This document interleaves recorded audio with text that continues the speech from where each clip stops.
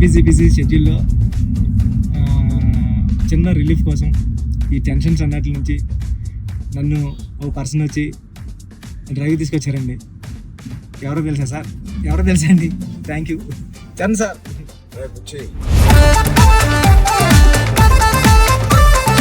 ఏం లేదు బుచ్చి, ఒకటి అడుగుతాను ఏం అనుకో కదా. చెప్పండి సార్. సరే మీరు అడిగితే ఏమనుకుంటారు సార్? నీ బైసెప్ మిస్ అవుతున్నా సార్ ఆ రోజు చూపి ఒకసారి. ఓజీ సార్ ఎంత వైరల్ అయిపోయిందంటే నన్ను ఎవరు చూడలేదు ఆ మేకింగ్ వీడియో. చిరంజీవి గారి ముందు నువ్వు చూపించిన బైసెప్ ఓజీ పెద్ది అని కూడా అనౌన్స్ చేస్తుంది. హెల్త్ బాగుండాలి sir. Thank you sir. Sir నేను ఒక విషయం చెప్పాలి సార్. చెప్పండి సార్. నేను జిమ్ కి దిల్షునగర్ లో చదువుకున్నప్పుడు, ఎంబీఏ చదువుకున్నప్పటి నుంచి నేను జిమ్ కి డబ్బులు కట్టాను సార్. కానీ వెళ్ళడం రావడం ఎప్పుడు అంత సీరియస్ గా తీసుకోలేదు కదా సార్. మిమ్మల్ని చూసిన తర్వాత పెద్దిలో మీ డెడికేషన్ చూసిన తర్వాత నిజంగా చెప్తున్నా సార్, మీ డెడికేషన్ చూసిన తర్వాత అరే చరణ్ సార్కి అన్ని ఉన్నాయి సరే, హెల్త్ కోసం సినిమా కోసం ఇంత కష్టపడుతున్నారు, మనకి ఏం పని ఉంది అసలు? మనం కష్టపడి రోజు ఎక్సర్సైజ్ 40 minutes చేసుకుంటే బాగుంటుందని రీల్స్ లోని దాంట్లో చూసినప్పుడు నాకు అంత అనుకున్నాను కానీ సార్, ఎన్నో రీల్స్ సేవ్ చేశాను సార్, కానీ అంత ఇంపాక్ట్ క్రియేట్ చేయలేదు. నేను జిమ్ కోసం నేను సేవ్ చేసిన రీల్స్ చూస్తే సార్, ఆ రీల్సే నాకు తెలిసి ఒక నెక్స్ట్ జన్మ కూడా సరిపోతుంది రీల్స్ సేవ్ చేశాను సార్. కానీ మిమ్మల్ని చూసిన తర్వాత డెడికేషన్ చూసిన తర్వాత రోజు 40 minutes చేద్దారని మాత్రం చేస్తున్నా సార్.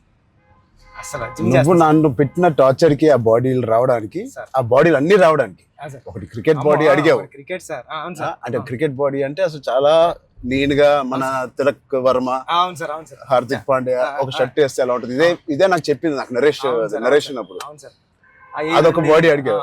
కొన్ని రోజుల తర్వాత మళ్ళీ సార్ క్రికెట్ బాడీలో కూడా మీరు క్రికెట్ బాడీలో కూడా కొంచెం బండగా ఉండాలి.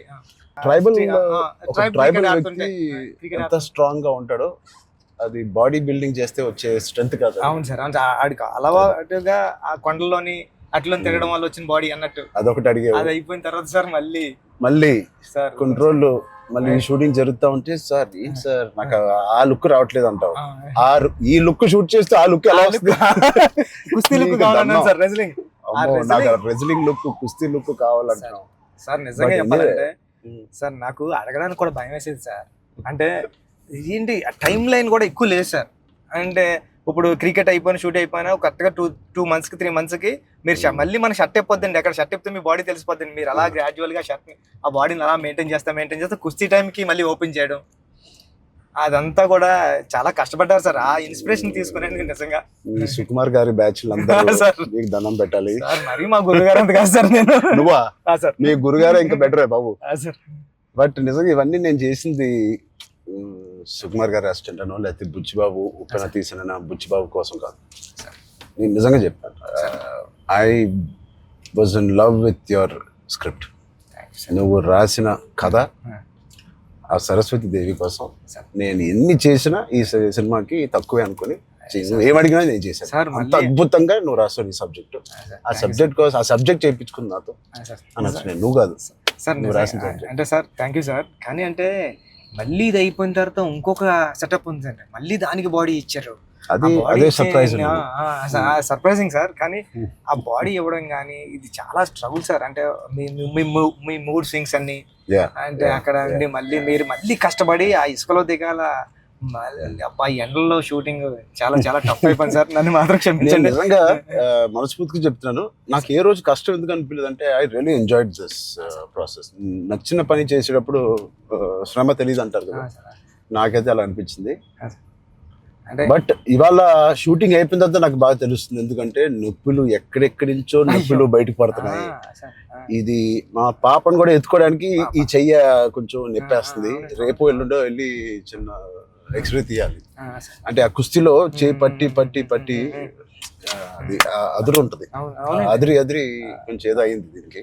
మళ్ళీ మీకు చేతికి అది కుస్తీలో పట్టడం, ఆ పైల్వాన్స్ అందరం తిరగేయడం అట్లతో పాటుగా మళ్ళీ సార్ పైగా నువ్వు పెట్టింది ఆర్టిస్ట్ కాదు, నిజమైన పైల్వాన్స్. వాళ్ళని బతిమాలి బాబు నువ్వు యాక్టింగ్ చేయరా బాబు అని చెప్పడానికి వాళ్ళకి టర్న్ అవడం గట్రా రావట్లేదు సార్. సినిమా యాక్షన్ చెప్తే వాళ్ళు నిజంగా కుస్తీ నిజంగా పైల్వాన్ పట్టుకుంటారు. పాపం సారీ సార్ అంటున్నారు. మళ్ళీ స్పోర్ట్స్ మ్యాన్ ఇన్స్టింక్ట్ ఉంటుంది కదా, స్పోర్ట్స్ మ్యాన్ స్పిరిట్, అది ఎంత మనం యాక్టింగ్ చేయరా అన్నా కూడా రాదు వాళ్ళకి.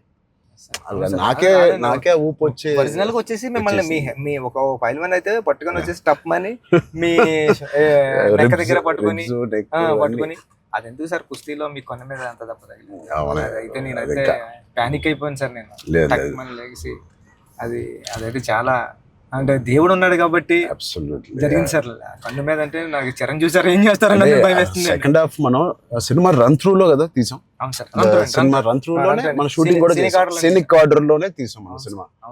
సో అది తీయడం వల్ల ఐ థింక్ నాకైతే చాలా చాలా హెల్ప్ అయింది మీరు అలా తీయడం వల్ల. ఒకటి మనందరికి ఇది జర్నీ ఆఫ్ పెద్ది కాబట్టి బిగినింగ్ టు ఎండ్ ఆ జర్నీ ప్రకారంగానే మనం తీయడం అనేది అందరికి ఆ మూడ్ లో రావడానికి అర్థమైంది. ఈ సీన్ ఎందుకు తీస్తున్నాం అందరికి అర్థమైంది, ఎందుకంటే దాని ముందు రోజే ఆ సీన్ తీసాం కాబట్టి. రన్ త్రూ లో వచ్చేసరికి మనం సెకండ్ హాఫ్ అంతా మనం ఒకే టైం పీరియడ్ లో షూట్ చేసాం. సెకండ్ హాఫ్ అంటే ఏంటి, కల్మినేషన్ ఆఫ్ ఆల్ ద మీరు రాసిన స్టోరీ అంతా culmination. Heaviest action, heaviest emotion, heaviest song second half లోనే పెడతావు. సో అంత హెవీ వర్క్ మనకి లాస్ట్ 65 days లో మనం షూట్ చేసాం. నిజంగా దేవుడు లేకపోతే అంత హెవీ వర్క్, అన్ని కుస్తీ ఫైట్లు, క్లైమాక్స్ ఫైట్, క్లైమాక్స్ సాంగ్, ఇంకో సాంగ్, రే రారా, ఏమి మనకేం అవ్వకుండా మీకేం అవ్వకుండా నాకేం అవ్వకుండా జరిగిందంటే అది నిజంగా పెద్దకున్న బలం. అది పెద్ద సబ్జెక్ట్ కి పెద్ద స్క్రిప్ట్ చేయించుకుంది తప్ప. లాస్ట్ 75 days షూట్ చేస్తాను సార్. ప్రతి సినిమాలో నాకు ఏదో ఒక యాక్సిడెంట్ అవుతూనే ఉంది. RRR లో కూడా కాలు ఎరగ కొట్టుకున్నాను, రంగస్థలం కూడా ఒకటి ఏదో అయింది నాకు గుర్తులేదు. గేమ్ చేంజర్ లో ఇక్కడ లిప్ కట్ అయిపోయింది, ఇక్కడ ఇది అయింది. కానీ ఎక్కడ ఒక్కరోజు మన షూటింగ్ ఆపింది లేదు. అది నిజంగా అది దేవుడు ఇంకేంటి బుజ్జి సార్ పోస్ట్ ప్రొడక్షన్ ఎలా జరుగుతుంది చెప్పు, సరదాగా అడుగుతున్నా. సార్ రెహమాన్ సార్ అంటే నేను ట్వీట్ వద్దాం అనుకున్నాను సార్, ఎర్ర కొట్టేసారు RRR అని. అంటే మళ్ళీ 2 ఎట్లా అయిపోతుందో నేను వేయలేదు సార్. నెక్స్ట్ లెవెల్ RRR ఇచ్చారు sir Rahman sir. Okay, next level అండి. అంటే ఎమోషన్ గానీ నాకు నేను వెళ్ళి కూర్చున్నాను సార్. నిన్నే కూర్చుంటే ఇది మన సినిమా మన విజువల్ ని నెక్స్ట్ లెవెల్ పట్టుకుపోయారు సార్. ఓకే, రెహమాన్ గారు కానీ, రత్నవేల్ సార్ కానీ, అసలు అంటే రత్నవేల్ గారి గురించి మాట్లాడరు. మనం అనుకున్నప్పటి నుంచి అది ఎంత పెద్ద అసెట్ రత్నవేల్ గారు. ఇట్ ఈస్ అంటే బ్యూటీ షాట్స్ ఇచ్చారు, కమర్షియల్ షాట్స్ ఇచ్చారు, అండ్ కథని అర్థం చేసుకునే విధానం రత్నవేల్ గారు మించిన కెమెరామెన్ నేనైతే పని చేయలేదు. ఉండే ఉంటారు కానీ నేనైతే పని చేయలేదు కదా సార్. ఎందుకంటే సార్ రాండీ సార్ ఇప్పుడు నేను ఫస్ట్ సినిమా చేశాను సార్, ఇది second cinema and second film sir నాది. ఇంత పెద్ద కెమెరామ్యాన్ ఉండడం వల్ల నాకు చాలా పెద్ద సపోర్ట్ వచ్చింది సార్. రాండీ సార్ లాంటి ఉండడం వల్ల నేను ఏమైనా మిస్టేక్లు చేసినా సరే ఇది కాదు ఇది చూసుకో ఒకసారి ఆలోచించుకొని వచ్చి చెప్పడం కానీ బిగ్ బ్రదర్ దాంట్లో నో డౌట్ సార్. అంత ఆయన కరెక్ట్ చేయడం కానీ అవన్నీ నేను చూసేదాన్ని ఒక్కొక్కసారి ఆయన నెక్స్ట్ లెవెల్ పట్టిపోయేవారు సార్. వచ్చి ఇలా చేద్దాం మనం అని. లైటింగ్ మాత్రం వేరే స్థాయిలో ఉంటది అసలు సార్. మీకు చెప్పాలంటే ఢిల్లీ ఎపిసోడ్ ఢిల్లీలో ఎలా ఉన్నారంటే సార్ మీరు ఢిల్లీ ఎపిసోడ్ నాకు మిమ్మల్ని చూసిన ప్రతిసారి కళ్ళంటే నీళ్ళు వస్తా సార్. ఐ థింక్ నా ఫేవరెట్ ఎపిసోడ్ చెప్పొచ్చు లేదో తెలియదు ఇస్ ద ఢిల్లీ ఎపిసోడ్. అంటే నీ కథ మొత్తం నువ్వు ఇందాక 2 గంటలన్నర కథ లేదా 3 గంటల కథ, ఆ ఢిల్లీ ఎపిసోడే మీ కథ. అవును సార్. ఢిల్లీ నేను ఢిల్లీ ఎడిటింగ్ రూమ్ లో చూసిన ప్రతిసారి మీకు కాల్ చేశాను సార్. నవీన్ అంటున్నారండి, ఎడిటర్ నవీన్ ఏమన్నాడంటే అండి, నవీన్ అన్న వచ్చి నువ్వు చూసిన ప్రతిసారి 20 వరకు కాల్ చేస్తున్నావు అని. అంటే దాంట్లో ఫ్రేమ్ తీసి కట్ చేద్దామన్నా సరే నాకు భయం వేసి ఇది తీద్దామా లేకపోతే ఇది ఒక్కటే తీసేద్దామా అంటే నువ్వు ఒకసారి గుర్తుపెట్టుకో ఈ విజువల్ చూసిన ప్రతిసారి నువ్వు రామ్ చరణ్ సార్ కాల్ చేసావు, నువ్వు ఎలా చేస్తావు ఇది అంటే అవునా అయితే తీనని మళ్ళీ దాన్ని హోల్డ్ చేసి దాని బిఫోర్ ఎక్కడ కట్ చేశాను కానీ ఢిల్లీ కట్ చేయలేదు సార్. ఢిల్లీ ఎపిసోడ్ నాకు సినిమాలో నాకు ఫేవరెట్ ఎపిసోడ్. అవును సార్. ఢిల్లీలో అప్పుడు టెంపరేచర్ కూడా చాలా చలండి, పక్కన షూటింగ్ చేయడానికి కూడా అవన్నీ క్లైమేట్ కూడా కంట్రోల్ లేదు సార్. బట్ ఎపిసోడ్ మాత్రం ఎలా షూట్ చేయాలని అనుకున్నాను. ఆ ఒక్క ఎపిసోడ్ కి రాండీ గారికి 100% ఇచ్చారు సార్. అందుకని దాన్ని వైడ్ రేంజ్ ఫ్రేమ్స్ తో స్పాన్ కానండి, అంత కలర్ టోన్ కూడా ఢిల్లీ దగ్గర కలపలతో ఫిల్మ్ కలర్ టోన్ మార్పు సార్. లుక్ అండ్ ఫీల్ కూడా మొత్తం అంతా ఢిల్లీ ఎపిసోడ్ లోనే ఒక వ్యవసాయం ఉంటది కాబట్టి మన సినిమాలో కదండి ఎమోషన్ అంతా హోల్డ్ చేయడం కానండి.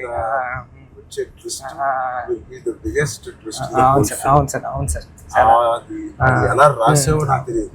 సార్ నేను ఉప్పెనలో నువ్వు రాసిన ఆ పాయింట్ కన్నా సార్ ఇది ఇంటూ 100. అవును సార్. సార్ నేను అది చెప్పాలనుకున్నప్పుడు కూడా అంటే ఒక స్టార్ హీరోకి అలాంటి పాయింట్తో ఎలా వర్కౌట్ అవుతుంది అన్న థింగ్ ఉంటూ కూడా సార్ అక్కడే హీరోయిజం ఒక ఒక 50 టైమ్స్ పెరిగిపోతుంది సార్. అలాంటి సిచ్యువేషన్లో హీరోయిజం పడిపోతుందండి. అలాంటి సిచ్యువేషన్లో ఈ కథలో అలా సెట్ అయింది సార్. హీరోయిజం నెక్స్ట్ లెవెల్కి వెళ్ళి కూర్చుంటారు సార్ అక్కడ. చాలా కన్విక్షన్ తో రాసావు. అది అందరిలో ఎక్కిపోయింది నీ కన్విక్షన్. అంటే షార్ట్ లో నువ్వు నాకు ఇంకా గుర్తు, మా ఇంటికి 3 అవును years సార్ back వచ్చింది సార్. అవును సార్ బాగా గుర్తుంది సార్ మీకు. 3 years back వచ్చినప్పుడు సార్ సార్ నువ్వు నేను సుకుమార్ గారు కూర్చుని అవును. కథ వినాలని డిసైడ్ చేసిన రోజు అవును సార్ నువ్వు ఎలా చెప్పావంటే కదా 2.5 hours నాకు ఇంకా గుర్తుంది. 2 hours 40 minutes 45 minutes. అవును సార్ కింద మంచి మ్యాట్ అన్ని వేయించి కిందే కూర్చుంటాను. సరే బాబు. మీరు కింద దిగిపోయారు సార్. మీరు కింద అన్ని సీన్ పేపర్ వేసి dialogue to dialogue scene to scene run through తో సీన్ ఆర్డర్ తో నువ్వు నాకు ఎక్స్ప్లెయిన్ చేసాను. నేను ఫస్ట్ మెస్పరైజ్ అయిపోయాను. నా వైపు ఎక్కువ తలెత్తి కూడా సీన్ వైపు కదా చూసి కూడా నువ్వు చదవలేదు. తలెత్తి నాతోనే మాట్లాడావు మొత్తం. అంతలాగా నీకు ఎవ్రీ డైలాగ్ నీకు గుర్తుపోయింది. నువ్వు ఎన్ని సంవత్సరాలు రాసావు ఈ సినిమా నాకు తెలియదు కానీ ఫోర్ ఇయర్స్ ఉప్పిన తర్వాత ఎప్పటి నుంచో డెవలప్ చేసావు. నువ్వు నరేట్ చేసిన గ్రిప్పింగ్ గా నరేట్ చేసిన విధానం కానీ నేను మెస్పరైజ్ అయిపోయాను. అసలు ఏ కథ చెప్తున్నాడు తర్వాత చెప్పిన విధానానికి నేను సార్. నాకు డౌట్ సార్, కథే అంటే అక్కడ రామ్ చరణ్ సార్ కాదు, బుచ్చిబాబు కాదు, అంటే కథే అంటే కథను నమ్మిన డైరెక్టర్గా నేను వచ్చాను సార్. కథను నమ్మిన డైరెక్టర్గా వచ్చి మీకు నేరేషన్ ఇచ్చినప్పుడు నాలో భయాలు చాలా ఉన్నాయండి. ఇలాంటి స్క్రిప్ట్ ఓకే చేయడానికి, ఇలాంటి ఎమోషనల్ డ్రామా అంటే పెద్ద అంటే యాక్షను, క్రికెట్, రెజ్లింగ్ కాదు సార్. పెద్ద అంటే ఎమోషను. నేను నేరేషన్ ఇచ్చిన ప్రతిసారి నాకు కళ్ళంట నీళ్ళు వచ్చాయి సార్. అరే అంటే ఏడ్ చేస్తున్నాను కాబట్టి ఏడ్ చేసిన కొన్ని సీన్లు అక్కడ చెప్పడం కూడా తోసేసేవాడి సార్. కానీ ఇలాంటి స్క్రిప్ట్ని మీరు విన్నప్పుడు మీ ఫీలింగ్ అంటే మీరు ఏమనుకున్నారు సార్? అంటే ఇలాంటి స్క్రిప్ట్ చెయ్యాలనుకున్నారా? సుకుమార్ గారు ఇచ్చిన కాన్ఫిడెన్స్ వల్ల, సుకుమార్ గారి బ్యాచ్ వల్ల ఆయన ఎందుకో నన్ను చేయమని అడగడం ఏదో ఒకటి ఉంటుంది. లేకపోతే నాకు లేదు కదా ఇంకేదో ఉంది కదా అనుకునే టైంలో సడన్ గా ఇది చేసాము. మన ఇద్దరం ఎప్పటి నుంచో రంగస్థలం టైం నుంచి మనం ఇద్దరం పని చేయాలి అనుకున్నాం. అది ఇంత తొందరగా అది ఫస్ట్ సుకుమార్ గారు ఏదో ఉంటే తప్ప మనకు చెప్పారు. బట్ నాకేం నచ్చిందంటే పెద్ద అనే ఫిల్మ్ లో నువ్వు అన్అడల్టరేటెడ్ గా అంటే ఏవి కమర్షియల్స్ గా ఆలోచించడం కానీ ఫ్యాన్స్ పరంగా కానీ ఏ ఉద్దేశం లేకుండా ఆ కథకి ఏది న్యాయం అదే నువ్వు రాసావు, అదే నాకు చెప్పావు. అక్కడ నీ నిజాయితీ నాకు ఫస్ట్ నచ్చింది. ఆ క్యారెక్టర్ లో ఉన్న నిజాయితీ నచ్చింది. పెద్దిగాడి క్యారెక్టర్ లో ఉన్న నిజాయితీ నాకు నచ్చింది. దాని తర్వాత ఏదేమైనా లైఫ్ లో ముందుకు సాగుతూ వెళ్ళాలి అనే point is the biggest point of Peddi.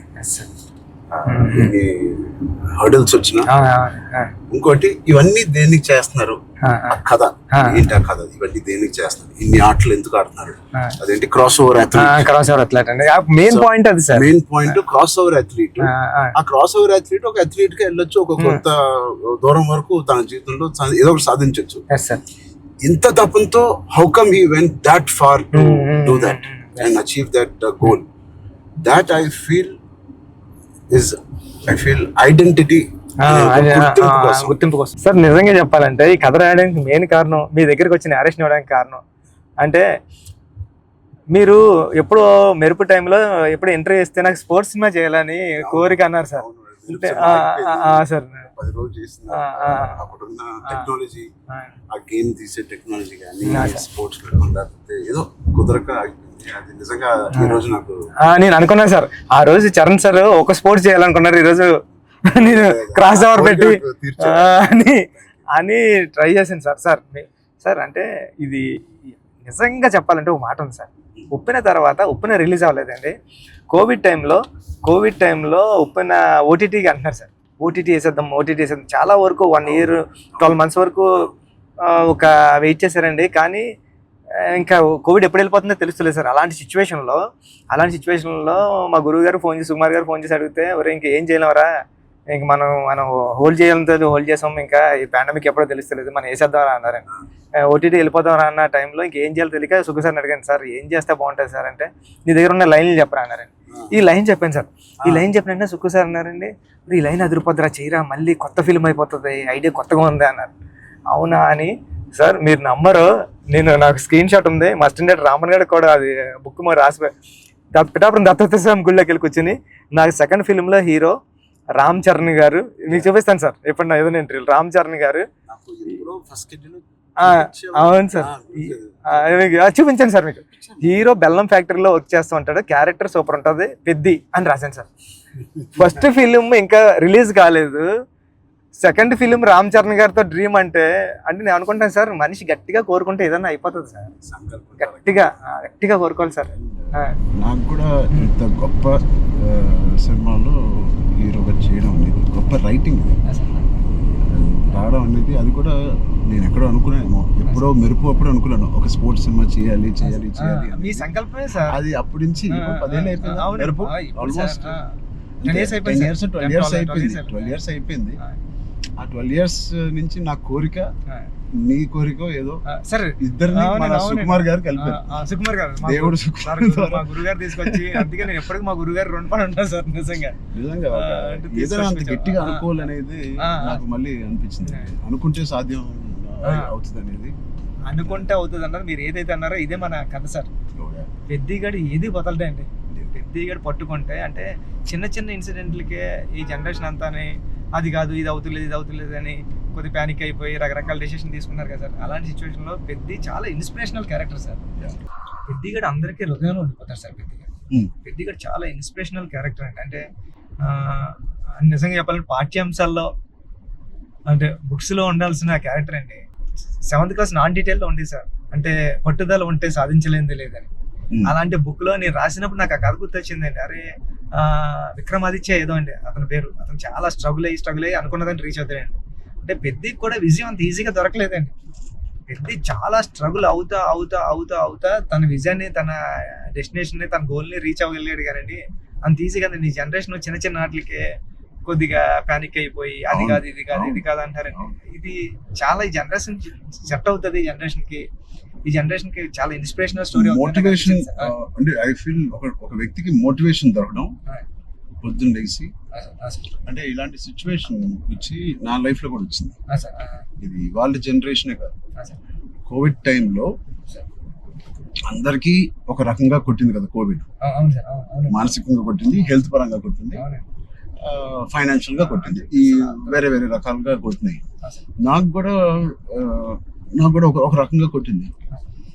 And it was very low phase అవన్నీ అన్నాను, కానీ ఇట్ ఈస్ అంత స్ట్రాంగ్ వర్డ్స్ నేను వాడట్లేదు, కానీ ఒక కన్ఫ్యూజ్డ్ స్టేట్ లో ఉండేవాళ్ళం. అంటే అప్పటికి RRR మధ్యలో మీకు కూడా సార్, నాకు కూడా RRR 30-40% అయిన తర్వాత ఆ బ్రేక్ పడింది. అయితే 50% తర్వాత ఆ బ్రేక్ పడింది. పీక్ లో నా ట్రైలర్ రిలీజ్ అయింది. అంటే అంత పీక్ బాడీ లో RRR స్టాప్ అయింది. సో ఏం చేయాలి, జిమ్ నేను ఒక అపార్ట్మెంట్ లో ఉండేవాడిని అప్పుడు. దాని తర్వాత ఇప్పుడు ఇంటికి షిఫ్ట్ అయ్యాను కదా. సో అక్కడి నుంచి అసలు ఉన్నారా, మన చుట్టూ ఉన్న వ్యక్తులు ఒక్కొక్కరు చనిపోవడం చూసి ఆ ఉపాసన ఇంట్లో ఉండడం వల్ల ఆ హాస్పిటల్ కాల్స్ విని నేను ఇంకా ఆఖరికి నా హోమ్ థియేటర్ లో కూర్చొని టీవీ చూస్తూ ఉండేవాడిని. పక్కన ఆవిడ అక్కడ ఉండేది, అది వినలేక నేను ఒక్కడనే ఉండలేక, బికాస్ ఆవిడతో ఉంటే ఏదో ఒక కాలక్షేపం ఉండేది. హోల్ కోవిడ్ నువ్వు నమ్మవు, ఉపాసన ఒక రూమ్ లో తన కాల్స్ పాపం తన అందరు పేషెంట్స్ ని డైవర్ట్ చేయడం అవన్నీ చూస్తా ఉంది. నేను ఇంకో రూమ్ లో అలోన్ గా ఆల్మోస్ట్ ఫ్యూ మంత్స్ నేను ఒక్కనే గడిపాను. అది నాకు గట్టి కొట్టేసింది. అంటే ఒంటరిగా ఉన్నప్పుడే నీకు థాట్స్ వస్తాయి. అది ఓవర్ గా నువ్వు అన్ని రోజులు ఒంటరిగా ఉన్నప్పుడు ఆ థాట్స్ వేరేగా మారుతాయి. అలా మారినప్పుడు నేను మానసికంగా కొంచెం లో అయ్యాను. ఆ టైంలో నాకు తెలిసి తిరిగి కోవిడ్ రీఓపెన్ అవుతున్నప్పుడు, ఏవో చాలా ఇష్యూస్ ఉన్నప్పుడు నాకు రాజమౌళి గారు నీకు ఫోన్ చేశాను. రాజమౌళి గారికి ఫోన్ చేసి, సార్ ఒకసారి కలవాలి మిమ్మల్ని అంటే ఆయన వచ్చారు. ఏం చేయాలంటే మళ్ళీ షూటింగ్ స్టార్ట్ అవుతుంది, నాకు అదే జోష్, ఏదైతే షూటింగ్ మనం ఆపామో ఆ టైంలో నాకున్న జోష్ అది రావట్లేదు సార్. నాకు ఏంటో అర్థం కావట్లేదు. ఇంత పెద్ద సినిమా, ఇంత పెద్ద డైరెక్టర్తో నేను చేస్తున్నాను, ఏమవుతుంది నాకు, ఎందుకు నాకు మోటివేషన్ రావట్లేదు అంటే, ఆయన చెప్పిన మాట ఇవాల్టి వరకు I have kept it in my heart. ఎప్పుడైనా చరణ్ అది మోటివేషన్ ఏదో ఒక పెద్దది వస్తేనే రాదు. దీనికన్నా పెద్దది ఏముంటుంది, RRR కన్నా పెద్దది మోటివేట్ చేయడానికి. అయినా నాకు రేపు పొద్దున లెగిసి వర్కౌట్ చేసి మీ షూటింగ్ కి రావాల్సిన మోటివేషన్ నాకు రావట్లేదు. అందం ఏంటి నేను. సో చరణ్ అలా కాదు, షూటింగ్ కి ఇంకా 20 days టైం ఉంది. ఇంకో 20 days లో లాక్డౌన్ ఓపెన్ చేస్తున్నారు, ఫస్ట్ లాక్డౌన్. సో నీకు 20 days టైం ఉంది. ఒక పని చెయ్యి, స్టార్ట్ స్మాల్. ఈ రోజు నేను ఇవాళ లెగిసి ఏదో ఒక పని అనుకోవాలి, ఆ పని కోసం నువ్వు లెగాలి, ఆ పని దొరకాలి. ఆ పని ఏంటి, ఏమి లేదు ఇప్పుడు కోవిడ్ లో. ఆ పని ఏముంటది, ఎక్కడికి ఎలా ఉండదు. నా బెడ్రూమ్ ద బెస్ట్ బెడ్రూమ్, అంటే cleanest bedroom in Jubilee hills లాగా మార్చాలి. అంటే ఎవ్రీ కార్నర్ క్లీన్ చేసుకోవడం, అంటే అదే పని. ఇంకా ఒక పని వెతుక్కోవడం అనమాట, ఒక కారణం వెతుక్కోవడం ఆ రోజు లెగడానికి. ఇవాళ లెగిసి జూబ్లీ హిల్స్ లో నా రూము, నా ఇల్లు ద బెస్ట్ క్లీనెస్ట్ హౌస్ గా ఎలా మార్చాలి. స్టీమింగ్ చేస్తానా, లేకపోతే కడుగుతానా, లేకపోతే క్లీనింగ్ చేస్తానా, ఎప్పుడెప్పుడు నుంచో ఉన్న బట్టలని తీసి పడేస్తానా, అది. లేదా నా garden should be the best garden in Jubilee hills. ఆ ప్లాంట్స్ ని, ఆ కలుపు మొక్కలు తీసేయడం అన్ని నేను చేసి ద బెస్ట్ గార్డెన్ అని నేను నిరూపించుకోవాలి. చిన్నదైనా పెద్దదైనా. క్యూట్ గా ఒక బాల్కనీలో ఉన్న అపార్ట్మెంట్ అయినా the best apartment balcony in the whole apartment గా ఎలా చేయాలి. ఆ చిన్న చిన్న కారణాలు వెతుక్కొచ్చారండి ఇలాగా. లేకపోతే నువ్వు బిల్డ్ చేసే నీ ఫామ్ హౌస్ ఏదైతే ఉందో, ఆ best farm house with all your horses అన్నిటితో నువ్వు చెయ్యి, దాని మీద దృష్టి పెట్టు. సో నువ్వు పొద్దున్న లెగిసి ఓకే నేను కన్స్ట్రక్షన్ వాళ్ళతో మాట్లాడి ఫామ్ హౌస్కి వెళ్ళి ఏదో ఒక పని పెట్టుకోవాలి. మనం ఒక మోటివేషన్ పెట్టుకోవాలి మన లైఫ్ లో. చిన్నగా స్టార్ట్ చేయి. ఆ చిన్న స్టార్ట్ చేసిన మోటివేట్ అవుతావు నువ్వు. ఇంట్లో మొదలైన మోటివేషన్ అది పెద్దగా చేరి అది నేను ఎగ్జాక్ట్ గా వర్డ్ టు వర్డ్ నేను ఫాలో అయ్యాను. ఇవాళకి 3-4 years there was not one day where I was demotivated. So Peddi గారిది coming to the point, Peddi also is like that. ఏంటి అవకాశాలు అనేది ఎత్తుకుంటా ఉంటాడు లైఫ్ లో. ఇది అది పోయిందా, ఇది కూలిపోయాడా, ఎన్ని అడ్డంకులు వచ్చినాయి అతనికి అని చూసుకోకుండా, ఉన్న దాంట్లో సరిపెట్టుకోకుండా కూడా మళ్ళీ దాంట్లో బెస్ట్ ఎలాగా ఉంటాడు అనేది ఒక ఫస్ట్ హాఫ్ నుంచి ఇంటర్మిషన్ లో ఒకలాగా, ఇంటర్మిషన్ తర్వాత ఇంకోలాగా. Whatever happens the life should go on, life should keep going on. ఆ లైఫ్ ఎలా గో ఆన్ అవ్వాలంటే దానికి ఒక పర్పస్ ఎత్తుకోవాలి. ఆ పర్పస్ నేను చెప్పినట్టు చిన్న చిన్నగా ఉండొచ్చు, పెద్ద ఉండొచ్చు. నేనే అనుకున్నాను, నేనే చాలా బాగా మాట్లాడాను. లేదు, ఐ థింక్ ఇవన్నీ కోవిడ్ నుంచి, కథ నుంచి వెరీ వెరీ ఇన్స్పైరింగ్ కథ. ఈ మధ్య ఒక ఇన్స్పైరింగ్ కథల్లో నేను చూడడం అనేది నేను ఎక్కడ చూడలేదు. అంటే ఒకప్పుడు లగాన్ చూసాను, ఒక దంగల్ చూసాను, స్వయం కృషి ఉంటదండి.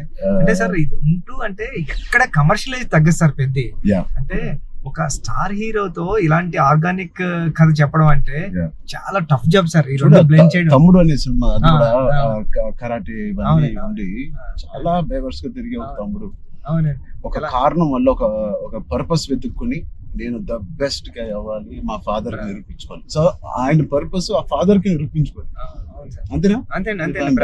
బ్రదర్ ఒకటి బ్రదర్ కాళ్ళు ఇరిగింది, అది ఫాదర్ వీడేం చేస్తాడు బ్రదర్ కాళ్ళు అంటే. సో ఆ కారణం ఒకటి ఎత్తుక్కోవడం అనేది, అది నీ సినిమాలో నీ కారణం అనేది is the most biggest commercial point. దానికి audience will be shocked. Waiting sir, దానికోసం టెన్షన్ గా ఉందండి. పెద్ది అంటే పెద్ది అన్నదే అంత ఒక స్టోరీ అండి. ఇంకా స్టోరీ మీరు రామ్ చరణ్ గారు కనిపించలేదు సార్. చూసిన వాళ్ళు అందరూ కూడా అదే చెప్తున్నారండి. రామ్ చరణ్ గారు కనిపించకుండా దాంట్లో అంతలా ఇన్వాల్వ్ అయిపోయారండి మీరు. ఒక పావు గంట ఒక హాఫ్ అన్ అవర్ సినిమా తర్వాత పెద్ద క్యారెక్టర్ లోకి వెళ్ళిపోతాం సార్. మీకు జాన్వీ క్యారెక్టర్ కూడా is looking so beautiful. And నువ్వు అనుకున్నప్పటి నుంచే జాన్వీ కపూర్ అని అంటానే ఉన్నావు. కానీ అమ్మాయి కూడా ఒక హీరోలో ఉంటుంది సార్. అసలు అక్షయమ్మ క్యారెక్టర్ అలాంటి చాలా strong character sir. Akshayamma is very good aura. Every time Janhvi screen మీదకి వచ్చినప్పుడు ఆవిడ ఆరా సగం పని చేసుకుని వెళ్ళిపోతుంది. కొన్ని వాళ్ళు అమ్ముకున్న వాళ్ళ ఆవిడకి స్ట్రైట్ దిగిపోయింది. సార్ కొన్ని సీన్స్ లో శ్రీదేవి గారి లాగా అనిపిస్తుంది అండి. రేపు వచ్చి సార్ సరదాగా మాట్లాడుకుందాం, అన్ని అయిపోయినాయి. సార్ ఇప్పుడు నిజమైన టాపిక్ మాట్లాడదామా? సార్ చెప్పండి సార్. నిజంగా ఒక మంచి సినిమా తీయాలంటే ఎంత శ్రమ పడతామో మనకు తెలుసు. అంటే ఏది ఇచ్చినా కొద్దిగా మంచి కంటెంట్ ఇవ్వాలని అందరూ గర్వపడే సినిమా, నిజంగా అందరూ ఇన్స్పైర్ అయ్యే సినిమా. ఫ్యాన్స్ అందరికి అది నిజం సార్. ఎందుకంటే అందరికీ చాలా మంచి సినిమా తీశారు మా హీరో గారు అన్న చెప్పుకోవడానికి అంత ఉంటది సార్. మీకు గుర్తుందా సార్, ఈ సినిమా తర్వాత చాలా మంచి పేరు వస్తుంది, మీకు చాలా మంచి పేరు వస్తుంది అని చెప్తున్నారు. మంచోని కదా కాదు సార్, మంచి పేరు ఇంకా మంచి పేరు వస్తుంది అని అంటే సార్ మీరు ఒక మాట అన్నారు, ఇన్స్పైరింగ్ పర్సనాలిటీ లైఫ్. అవును సార్, మీరు ఒక మాట అనేది గుర్తుంది సార్. అప్పుడు ఉపాసన మేడం గారు ఉన్నారండి. ఉపాసన గారు అంటే బుచ్చి నాకు మంచి పేరు వస్తుంది అంటే ఈ పేరు ఏదో పెళ్లికి ముందు వచ్చింటే ఇంకా సంబంధం ఇంకా మంచి సంబంధం వచ్చింది నాకు అని మేడం పక్కన చెప్తున్నారండి. మేడం అన్నారండి. అంటే అంత మంచి కథ రాసావంటే అసలు సంబంధాలు మనకి అలా లైన్ లో వస్తాయి. అంత అయిపోయింది. రెహమాన్ సార్ ఆర్ఆర్ వచ్చేస్తున్నారు. లేకపోతే నేను అవ్వకపోతే సార్తో ఎంత అలాగా నేను రాలేను సార్ అని బతిలాడుకున్నాను. అయిపోయింది వర్క్. ఓలా బుక్ చేస్తాను చెప్తున్నా సార్ చాలా దూరం తీసుకొచ్చారు సార్ మిమ్మల్ని అన్నారు.